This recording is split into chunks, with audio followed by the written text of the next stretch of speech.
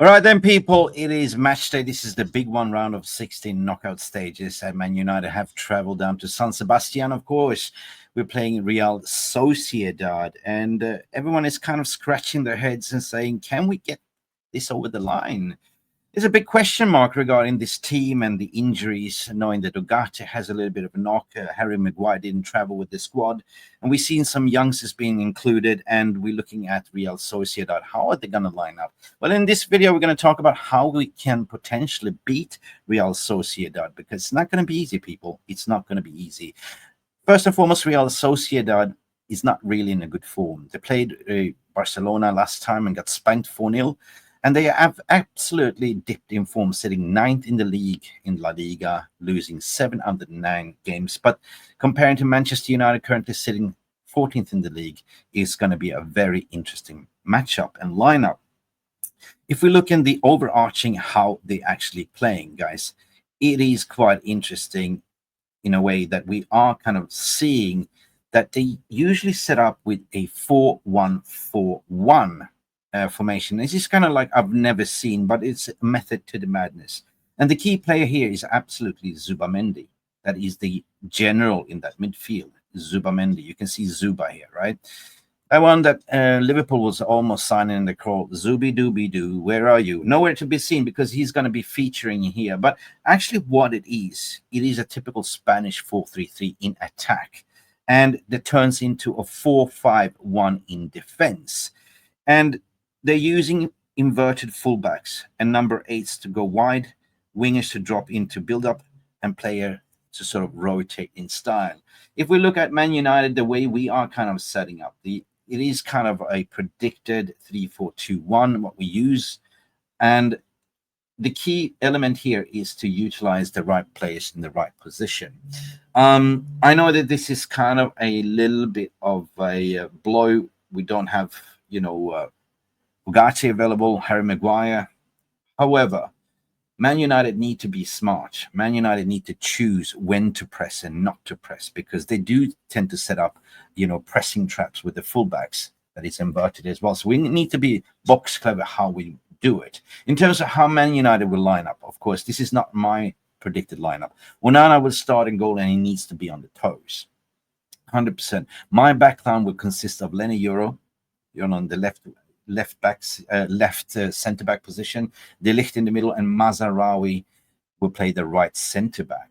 On the wing backs, of course, we have Patrick Dogo back, and that's going to be a key element because he's going to sprint against Kubo and Arambumbu. And on the right, on the counterpart side, I see that Diego Dalot will come in with his little bit of a space and pace and moving forward, challenging Munoz at the other hand.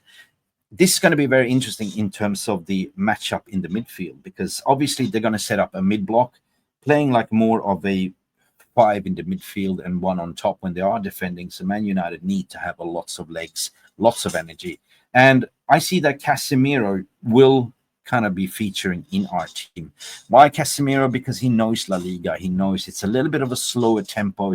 We will pretty much sit back a little bit, probably potentially sit with a 5 in the back and let them have the ball and play the tiki-taka Spanish football, what they do. And just the key element here is try to sort of utilize the width and hit him on the break. This is the only way we can sort of survive. I see that we will not have much possession. We'll just pretty much absorb the pressure and just trying to nick the ball. So I see that Fernandes will play as a number 8. Casemiro will potentially play there alongside with Fernandes. And the 2 number 10s, what I see is Garnacho and Xerxes and Højlund on top. This is the only options. I know people are talking about potentially having, Collier back in the team. Yeah, sure, we have Haven on the bench as well, but it's going to be a very crucial team. It's going to be very, very crucial. And but mind the gap, because they do set up traps. So we can only press the fullbacks when we have the opportunity. And a lot of people say, well, what about putting Collier in there? But Collier just came back from injury. So I think that with Casemiro's experience, with Eriksen on the bench, we do have options, 100%. But it's going to be difficult. Lucky for us that they do play with a slower tempo.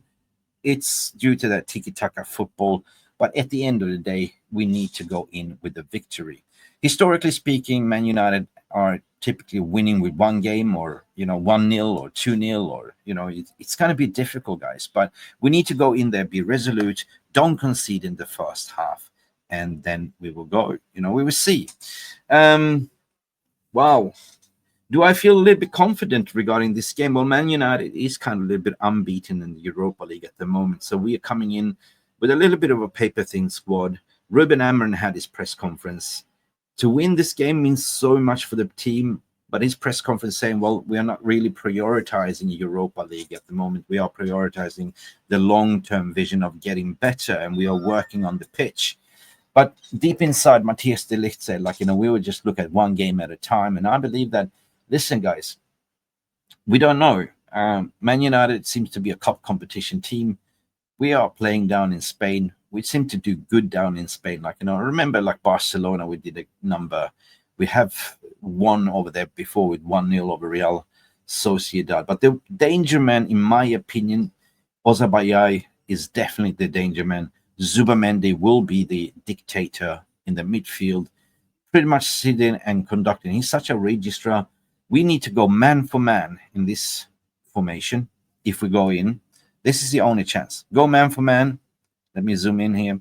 Man for man, and try to sort of hit them on the break, utilizing a little bit of a width from Xerxes and Garnacho.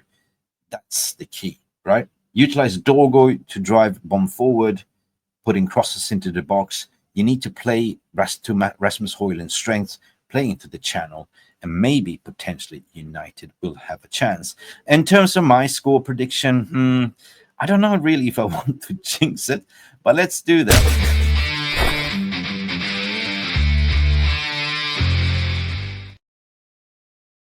So they line up what I predicted. As I mentioned, Onana in goal, 100%. It will be, for me, Lenny Euro, De Ligt in the back line, and Mazraoui. As wingbacks, as mentioned, I think Dorgo will start on the left. We see, a Dego Deloy on the right. Midfield, I don't see Collier getting a nod. I think that we will see Fernandes together with Casemiro, and the two number 10s will be Garnacho, Xerxes, and on top, Højlund. In terms of my score prediction, Jesus Christ, Mick, it's so hard because we're not really scoring at the moment. So, yeah, do I really have to do this? All right, so my score prediction in this game, I think it's going to be a draw.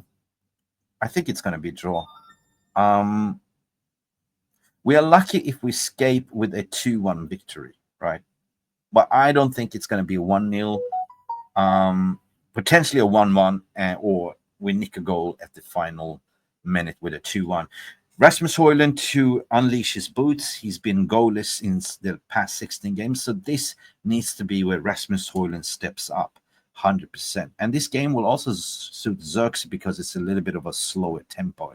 Let me know in the comment section what you believe, and let me know your score prediction. Who is the lineup, and do you think that Man United do have a chance? We'll be back later on, potentially with a little bit of a warm-up. We're not going to do the watch-along, and potentially the match reaction show after the game. Stay beautiful, people, and stay humble. Stay positive. Manchester United playing game of football.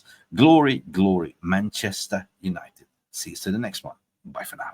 Thank you so much for stopping by and watching Mufc RealistTV. Don't forget to like and subscribe, and follow us on the socials.